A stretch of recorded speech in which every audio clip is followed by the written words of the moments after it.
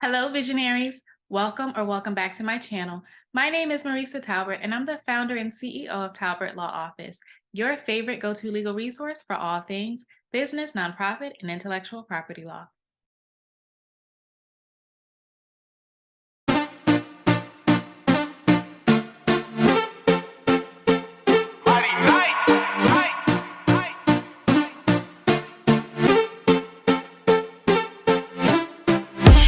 Feel my faith rising.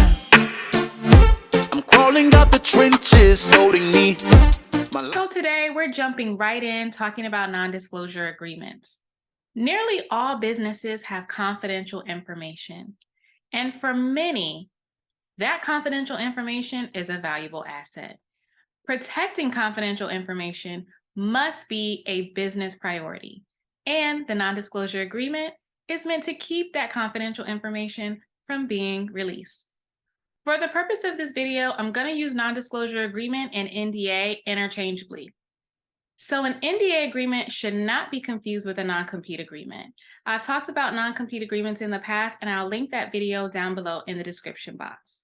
Just for clarification, a non-compete agreement prohibits an employee from competing with their former employer, such as forming their own company within the same geographical location and offering the same or similar goods or services. While these two agreements do complement each other and sometimes have overlapping provisions, they do have very different intentions.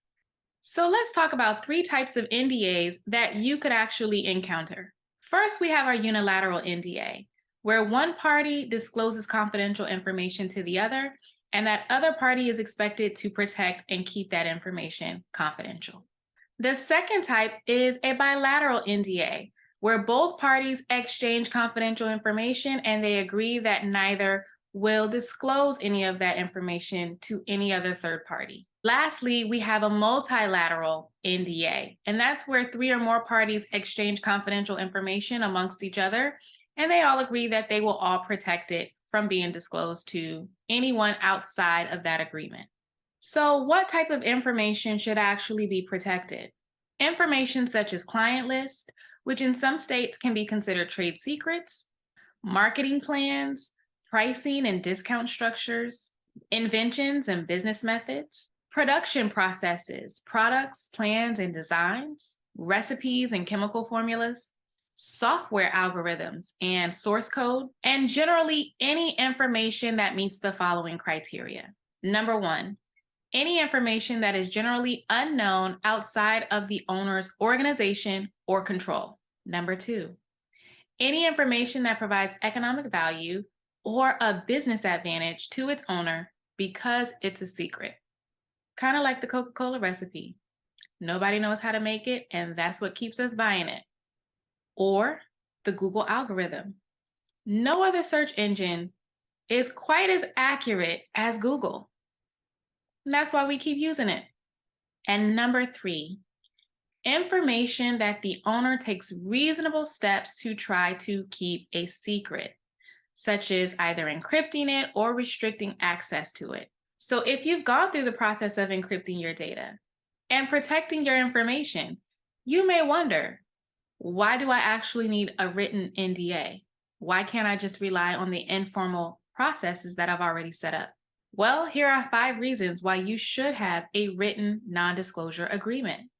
Number 1, you need to avoid confusion over what is actually considered confidential. Number 2, you need to outline the expectations of what the parties are supposed to do with that confidential information and what they can't do, whether they are the disclosing party or the receiving party. Number 3, when somebody starts to have selective memory over what we agreed to, if you have it in writing, it's going to be so much easier to enforce over an oral agreement. So put that joint in writing. Number 4, in some states, you only get maximum protection over trade secrets and other confidential information when the agreement is in writing. And number 5, you need to look the part of a professional.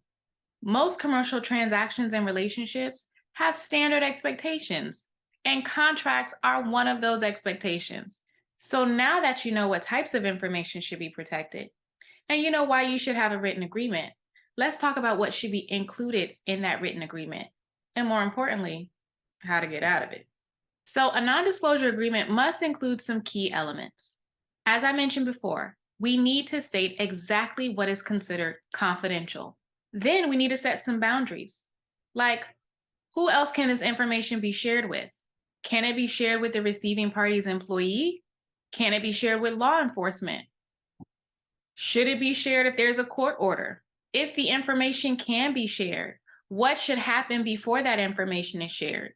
Should that receiving party have to give notice to the disclosing party that they're about to share some of their confidential information? This all goes into the non-disclosure agreement. Your NDA must also be clear on all the parties who are involved. An NDA should also include how long a party must protect that information. Should the information be protected forever? Should it be protected for 5 years? Should it be protected for 5 years starting after the contract actually ends? What are you seeking to protect, and how does that affect your business? Lastly, the non-disclosure agreement should note the legal consequences for disclosing confidential information or violating the non-disclosure agreement in any way, and how to handle those types of disputes.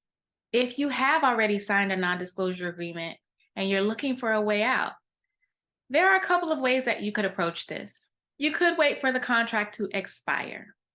This is a primary method for many, but it's a long and passive way to get out of a non-disclosure agreement. The second approach is that you could look for a termination clause in the agreement. A termination clause is a provision within the contract that allows you to end the contract early. Sometimes early termination may be subjected to a penalty or some other stipulation, such as returning all of the confidential information or destroying it. Another way to get out of an NDA is to look to see if the language in the contract is broad or unreasonable. If so, the NDA can be challenged or invalidated in court. The scope of an NDA should be limited to protecting business practices and property information, not general workplace behavior. Another important element that you can challenge in an NDA is the balance of power. In order for an NDA to be enforceable, typically there needs to be a balance of power, which means that all parties to the NDA should be able to negotiate the terms of the agreement. Lastly, if you somehow reverse engineer confidential information, such as the Coca-Cola recipe that you just played around with and somehow got it exact to Coca-Cola, or the information becomes public knowledge without you leaking it or misappropriating it, of course, then an NDA can no longer be enforced. Ultimately, when it comes to NDAs, the best way to protect your confidential information is to not share it at all. But if you must, then you need to determine exactly what needs to be shared, and an NDA is a great tool to help protect that information. That's all I have for this video. I hope it helped you to understand a little bit more about non-disclosure agreements. Let me know your questions in the comments, and until next time, this is Talbert Law Office, your favorite go-to legal resource for all things business, nonprofit, and intellectual property law. I'll see you in the next video. I done made it this far. I'ma keep it pushing, yeah.